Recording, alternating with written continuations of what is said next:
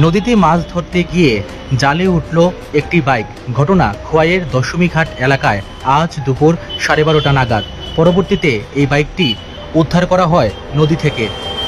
ঘটনার খবর পেয়ে ছুটে আসে সুভাষ পার্ক এলাকার বাইকের মালিক। জানা যায় গতকাল রাতে সুভাষ পার্ক এলাকারই এক ব্যক্তির বাড়ি থেকে দুটি বাইক চুরি হয়েছিল। এর মধ্যে একটি বাইক এখনো পর্যন্ত পাওয়া গেছে। ধারণা করা হচ্ছে নদীতে আরেকটি বাইক রয়েছে। খোঁজাখুঁজি করছেন এলাকাবাসীরা। গোটা ঘটনার খবর পেয়ে ঘটনাস্থলে ছুটে আসে পুলিশ।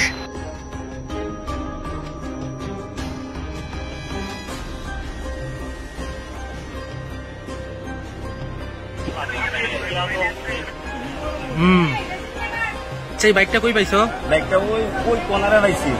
কিভাবে পাইছো? ওই তো জলের মধ্যে আমরা ডুবাই করছি। জাল মারছিল প্রথম আর কি। জাল মারার পর দেওয়া ওই টাইনে কইছে আর কি।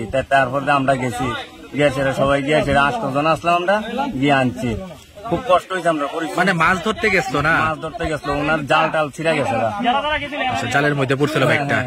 জালের মধ্যে পড়ছিল। এখন বাইকের মালিক আইছে নি? বাইকের মালিক আছে। আচ্ছা, এটা কি বাইক? এটা ইয়ামাহা কোম্পানি এফজেডএস। আচ্ছা, মালিকে কি কইছে বাইকের? মালিকের বাইকে কোনো কিছু কইছে না। কইতাছে মানে তাই না রাখি। আচ্ছা আচ্ছা আচ্ছা, এটা কি তোমার বাইক? আমার বাইক। আচ্ছা, কি হয়েছিল বাইকটা? আমার বাবার বাবার বাইকটা কালকে রাত্রেবেলা ঠিক মনে হয় 1টা-2টার ভিতরে বাইকটা চুরি হয়েছে। ঠিক আছে না, তারা সবাই মিলে বাইকটা তারা লিখে ধন্যবাদ। কোন জায়গা থেকে চুরি হয়েছিল বাইকটা? কালীবাড়ি সুভাষ পার্ক, কালীবাড়ির কাছে থেকে। কয়টা বাইক চুরি হয়েছিল? একটাই? দুইটা বাইক? এক জায়গাতে দুইটা। পরে গেটের দরজা লক আছিল, লক ভাঙিয়ে থেকে গ্রিলের আসলে পুরা।